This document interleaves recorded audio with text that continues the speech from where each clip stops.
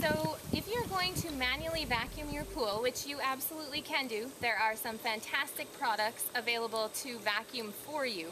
But sometimes, either at the beginning of the season because you'd like to waste some of the water, maybe you're opening a pool with a safety cover, you want to go ahead and be able to lift some of that debris off the bottom of the pool. Manually vacuuming is going to be something that you'll do. Of course, if you're hiring a pool company to do your opening or your closing for you, that's something that they can typically take care of as long as you've indicated you'd like that service. But in the event that you'd like to vacuum your own pool, I'll go through the equipment that you need and how to set everything up together.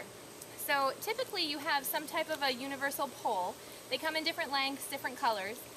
They have holes in the bottom of the pole so that you can interchange your equipment. You can put a leaf net on there, a skimmer net, a brush, and in this case a vac head. Vacuum heads come in two different styles, typically one for vinyl liner pools and one for gunite pools. The vinyl liner pool vac heads are typically in some kind of a triangle or maybe a rectangle shape, and there's typically brushes on the bottom so that you can brush the vinyl liner as you're vacuuming. The difference between a vinyl vac head and a gunite is the gunite typically runs on wheels and there is no brush on the bottom. So it actually gets a lot closer to the surface of the gunite, which is okay. I wouldn't recommend using a gunite vac head on a vinyl pool because if you have no way of holding kind of the liner in place as you're vacuuming and your suction, if it were too strong, you can actually kind of suck the vinyl liner up off of the bottom of the pool, which would be a very bad idea. So make sure that you're using a vinyl vac head if you have a vinyl liner pool, which in this case is what we have. So to set up the equipment itself, I need the vac head and the pole, and I will put it together, clip it in place, and then I will attach the vacuum hose to the vac head. To vacuum a vinyl liner pool, you will need a vacuum hose in addition to your vac head and the pole. The hose itself is typically 1.5 inches wide. 1.25 inch hose is sold. That's typically for an above ground system because this 1.5 inches is what most residential pools are plumbed in, unless you have a really exciting system and you needed bigger plumbing, which, you know, could happen. In general though, you'll need 1.5 inch hose. A vac hose has two ends. One end does not swivel, the other one does swivel.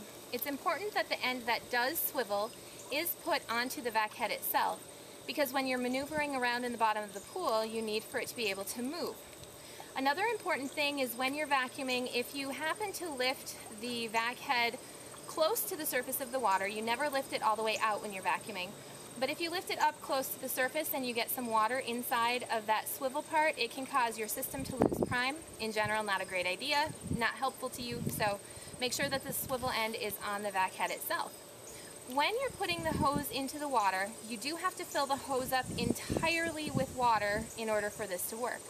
So you'll attach the swivel end to the end of your vac hose and then you'll put the hose into the pool.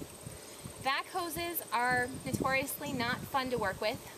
The little trick is if you spread it across the length of the pool before you try to put it in the water, you'll have less kinks and coils to deal with. So in general, that's what I would recommend. To get your hose primed, basically I'm going to attach the end to the bottom of my vac head, and then I'm going to put my vac head and hose into the pool. From there, you need to hang on to your pole and feed the hose down into the pool. And you do this for the entire length of your hose, whether it is 30 feet, 40 feet, 50 feet, or longer. And once you get it to the end, as long as you've done it right, you'll see water coming up the end of the hose, which means that you've gotten the water in there and you should be all set. So as you are priming your hose and putting it together, feeding it into the water, if you have done it properly, you will actually see water come out of the top of your hose. So congratulations, we've made this work. The end of the hose that is now full of water, in order to vacuum, is going to be fed. Typically you can do it through the front of the skimmer, or you can take it up over the patio. It's easier to put it through because it stays completely underwater. So you'll take your lid off of your skimmer, pull out your basket. Now is a good time to clean the basket. And there is a hole in the bottom of the skimmer which you will feed the end of the vacuum hose into.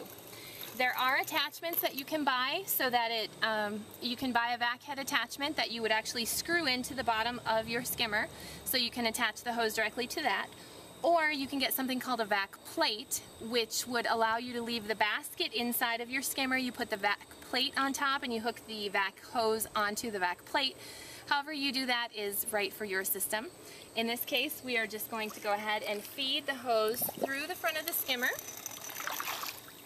into the skimmer itself, find the hole in the bottom, and go ahead and hook that up. You'll want to listen to your pool equipment while you do this. Sometimes if you had a little bit of air in your vac hose, you'll hear the pump lose prime for just a minute, and then you'll hear it put its prime back to full prime, and you should be good to vacuum. While you're vacuuming, you want to pay attention to what the jets are doing in the pool. If you start to see diminished water flow, it might be time to backwash or clean the system out while you're actually vacuuming the pool.